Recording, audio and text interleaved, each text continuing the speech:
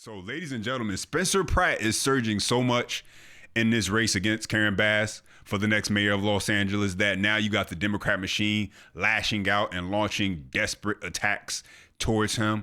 And you could tell that they are panicking right now because now they're pulling out all of the stops, all the tricks out the book. You know, they're trying to label him MAGA, of course. They're trying to paint him as some far-right lunatic. They're trying to make him look dangerous because they know the message is starting to cut through.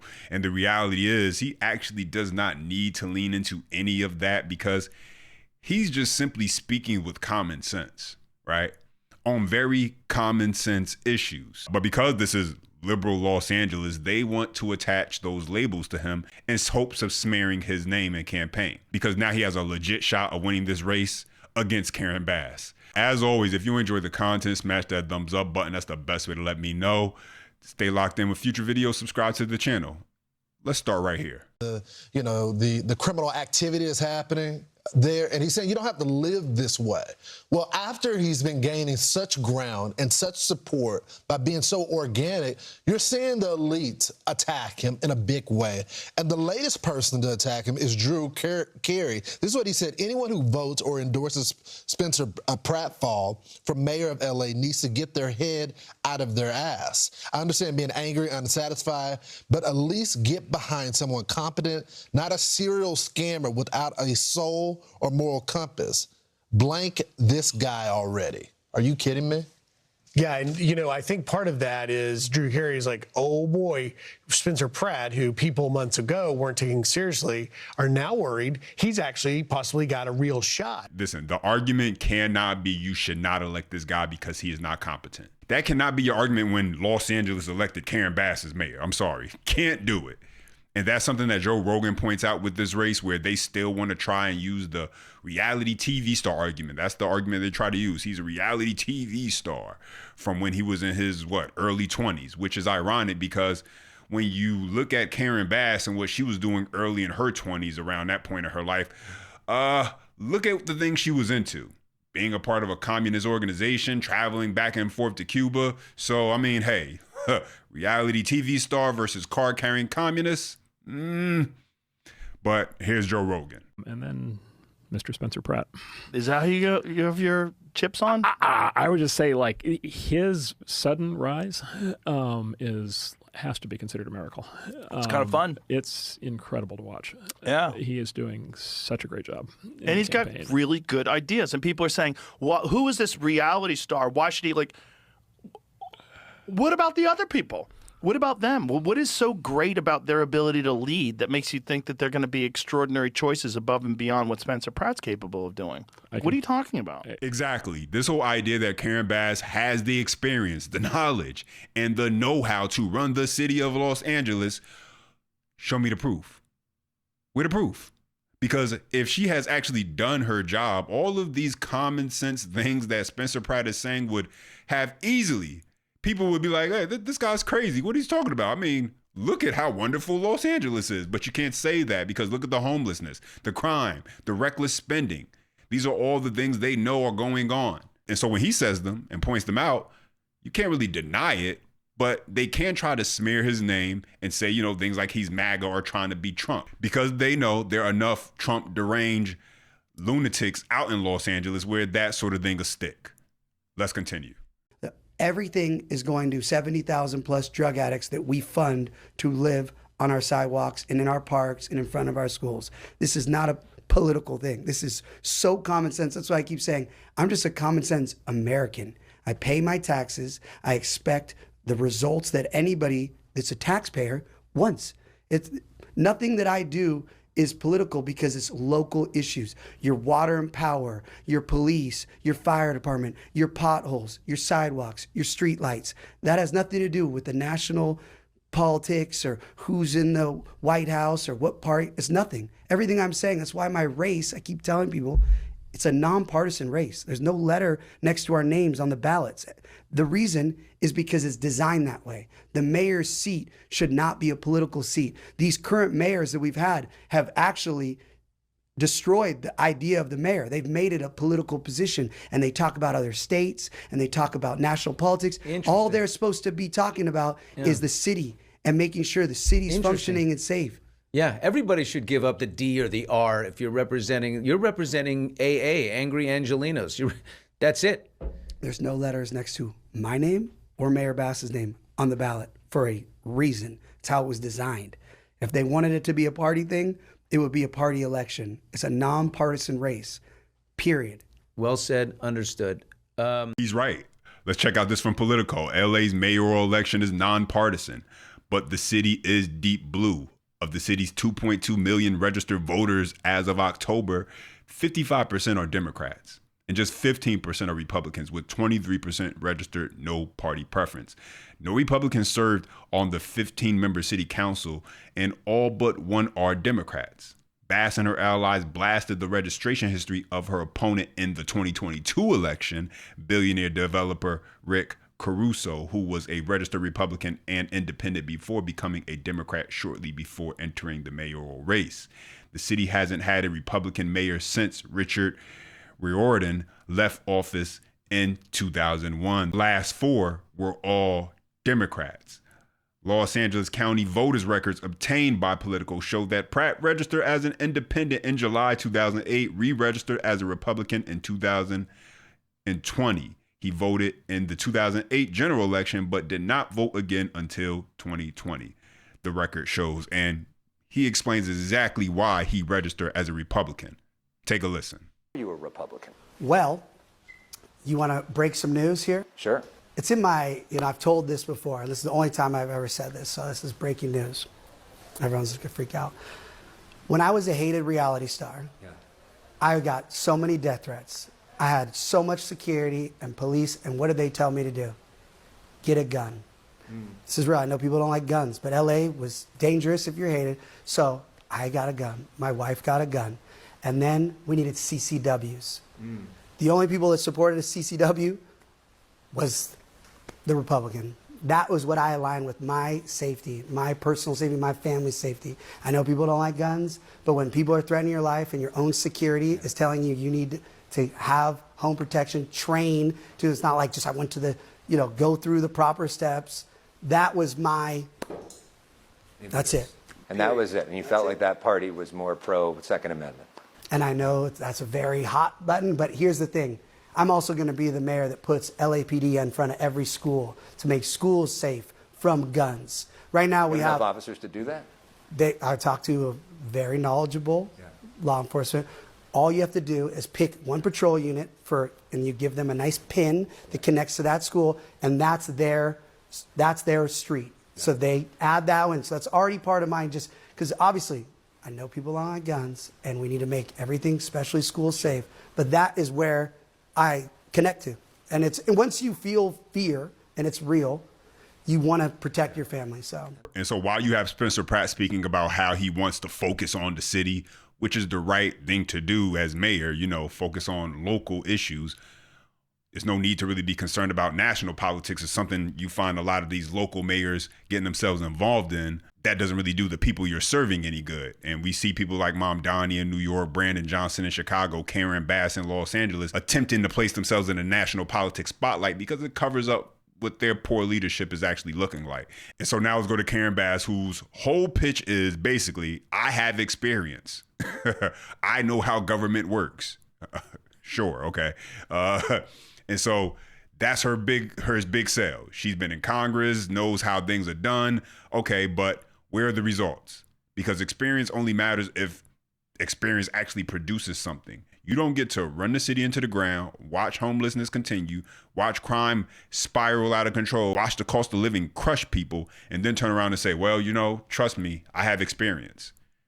Experience in doing what exactly? When you talked to Jake Tapper in 2023, you said that your goal was to end street homelessness in LA by 2026. It's now 2026. And we haven't ended it. We have not ended it, and we're not close to ending it. How are you so off? Well, basically, when I said that, it was at the beginning of my term. I am very committed to achieving that goal. I didn't anticipate some of the bureaucratic barriers that I would experience, but I am prepared to take those on now. And let me just give you an example.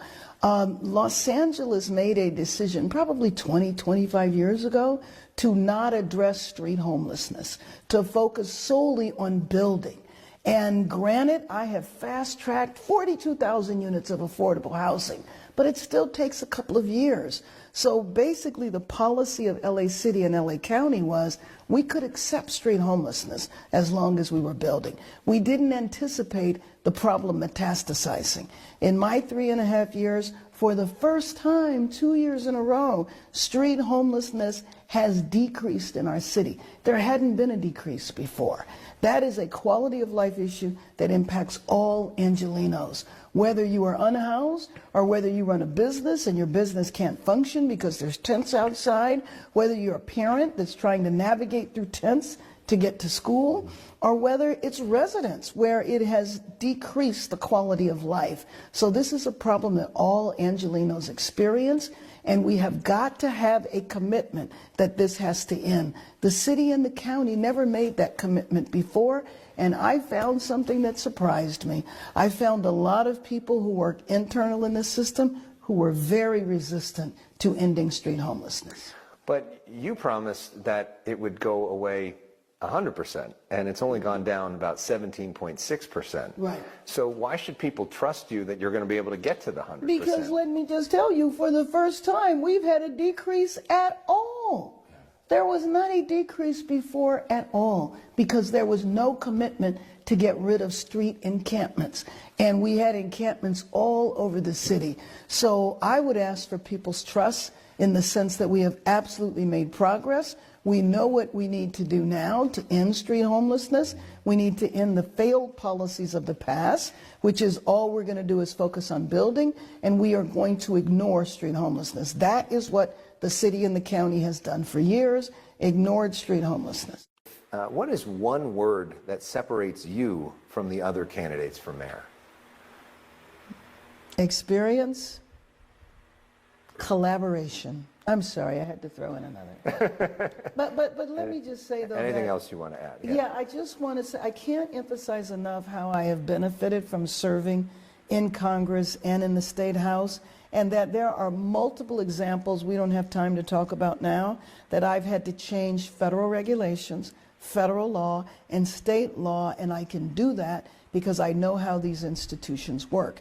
And you cannot run the nation's second largest city without intimate knowledge, long-standing relationships, and collaboration on every level of government. I have that based on my work over the years, and that is what we're going to need to have at our disposal in moving our city forward. A lot of people in this city that like you, that respect you, that voted for you, but they're frustrated. They feel like there hasn't been enough change fast enough in the city, and they're not sure if you're up to the task to take it to the next level. What do you say to those people? Well, what I say is that we have absolutely made progress.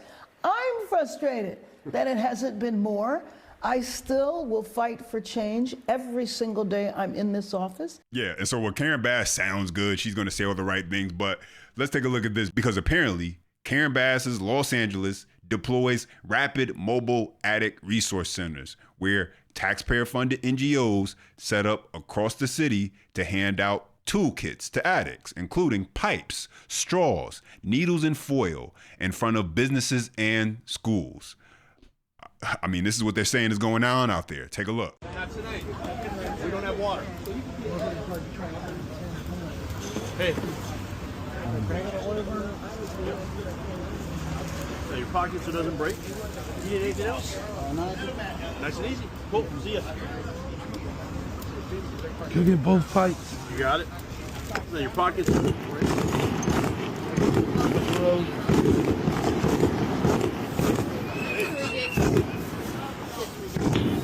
get some Brillo. Straight pipe in here. Brillo.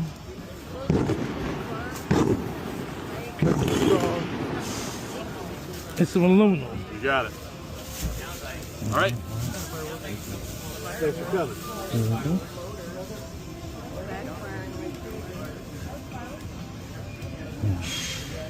Is this Glide? No, San Francisco AIDS Foundation. Oh, okay. Glide does this too, though. Yeah. They do it out of their site. Okay. You guys are on the 6th, right? Yeah, which is supposedly going to open next week. Oh, really? Yeah. They're low. They finished all the repairs. They started to restock it, so we think next week. So, all right. So this wasn't.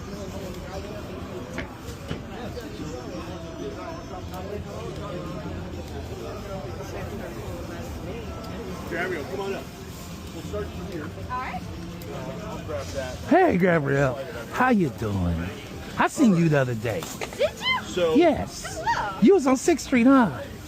I might have been. Where the bands was there on 6th Street?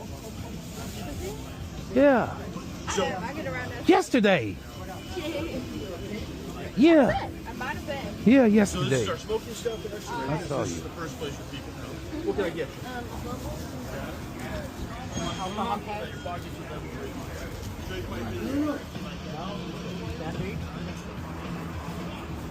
Can I get some cans? We don't have any today.